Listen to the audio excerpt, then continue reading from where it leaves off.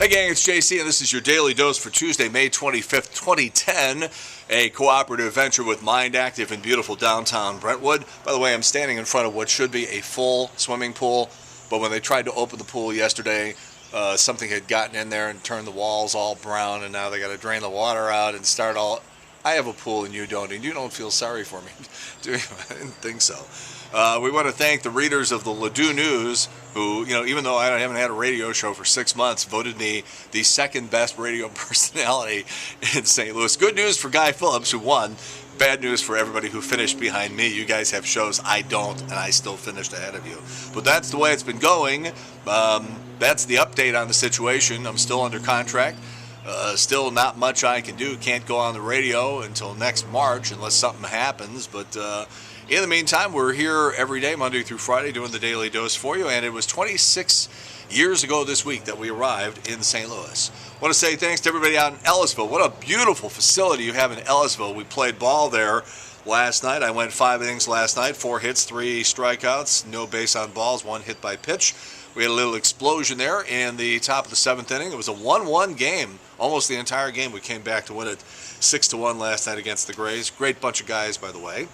Just 39 of the 500 most popular sunscreens are actually safe and effective. It turns out most of these sunscreens have vitamin A in them, and somebody figured out that vitamin A actually speeds up the skin the skin cancer process. They're putting stuff in the sunscreen that accelerates your chance of getting skin cancer.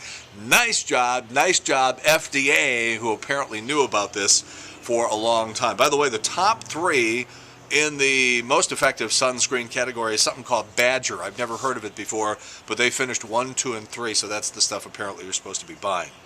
Back in the old days, I had something like 275,000 frequent flyer miles on TWA, and I used to get to eat first class. They would bring out real silverware in the front part of the plane.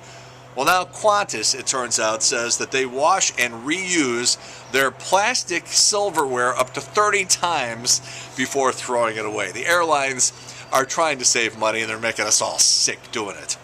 Lindsay Lohan ordered to wear an alcohol monitoring ankle bracelet by a judge in Los Angeles yesterday. Oh, good, something else she can trip over.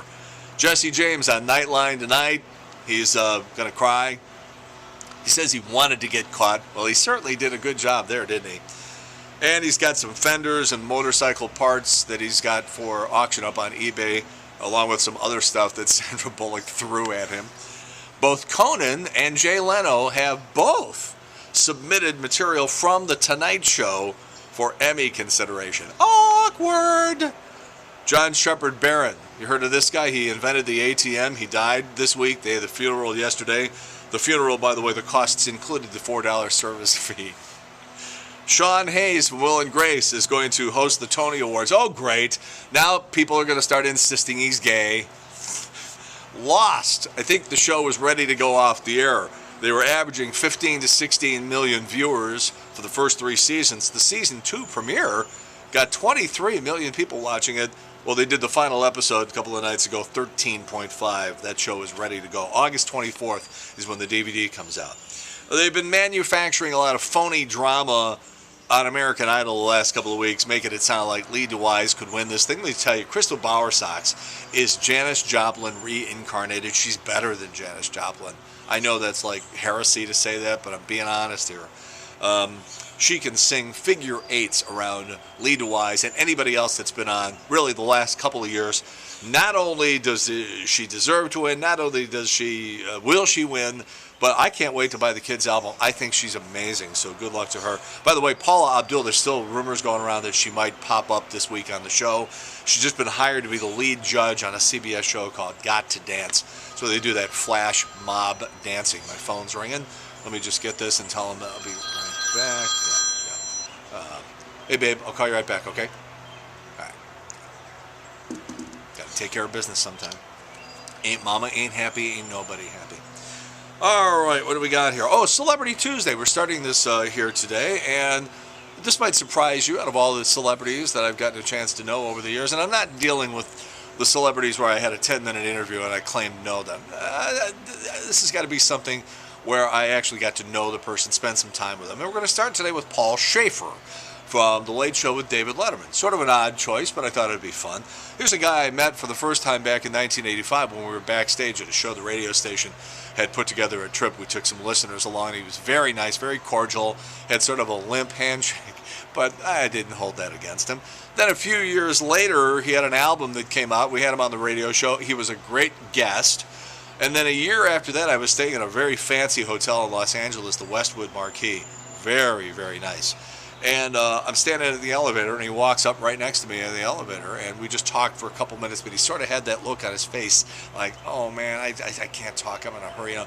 When you run into a celebrity, you got to really gauge that. Are they in a position to talk? Are they in a hurry?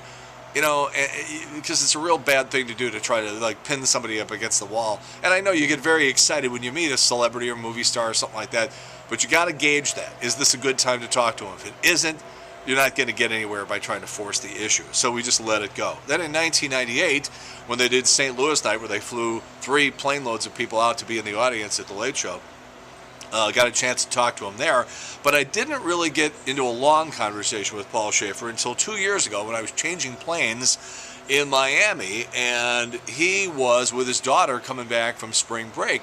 He's got a house in South Beach, or a condo or something like that, so he took her down to the beach for her spring break. And you get the idea that Paul Schaefer is just one of those guys who's a family guy, in love with his wife, in love with his daughter. And, we have sort of a mutual friend. You've heard me talk about Chris Albers, who for 16 years was the monologue writer for Conan O'Brien, a good friend of mine, but he started out as the assistant to Paul Schaefer back on the old late night show over at NBC. So we got talking about that, and you really get the idea that Paul Schaefer is a family man, like I said, in love with his family. Just one of those very personable guys. He's not the sort of glitzy showbiz type character that he plays on the show. Very down-to-earth, very approachable guy. And I would also recommend this book. Let me tell you something. Triple C and I went to Jamaica, because if they're going to yank the show off the air and continue to pay me, I'm going to do things like go to Jamaica and spend the money. So I read this book while I was on vacation down there, and it's called Paul Schaefer, We'll Be Here for the Rest of Our Lives. I was surprised at how little the book had to do with his television career and The Late Show with David Letterman. There was actually very little about that, but the stories that he did tell were really, really cool, and I would recommend the book, We'll Be Here for the Rest of Our Lives. All right, this is the anniversary back in 1986 of Hands Across America. They tried to get 6 million people to hold hands across the country. It didn't work. There were breaks in the chain, and that's why we still have homeless people. I still remember Deanne Lane organized the Hands Across America celebrity softball game at Shaw Park back in '86, and I was pitching, and Slobo Ilievsky from the St. Louis Steamers came up to bat and walked up and stood on the plate. Soccer player. Also in 1992, this is the anniversary of the first Tonight Show with Jay Leno. He went on and did not mention Johnny Carson, and a lot of people thought that was really creepy. Birthday today, Dimitri Martin. If you watch Comedy Central, you know who he is. He's 37 today. He was also in that Woodstock movie last summer. And he is credited with one of the best jokes ever written. And I'm paraphrasing here. He said, I wish that I lived next to Carnegie Hall. Then if people asked directions to my place, I would say, practice, man, practice, and then make a left. That's pretty good. That's pretty good stuff. All right, JC's Eye Candy today. Let's call it a motivational poster for those of you with big butts. Okay, so you can check that out, JC's Eye Candy today. We have a brand new video village for you today. It is back to 1998, an old TV report I did on the on the movie You've Got Mail. The reason I mention this is the hair. The hair is just awful. Miriam Wright from Channel 4, remember when she anchored for like a couple of weeks? But there are very few pictures or videos of me without facial hair, but you'll get it. And then the Wayback Machine is Trish Brown from 1997, and you want to talk about messed up hair. All right, not necessarily the news. A new feature we started yesterday features Chris Carpenter. Tomorrow, new stats on sex and self-image from Women's Health magazine, and also possibly the worst high school yearbook idea ever.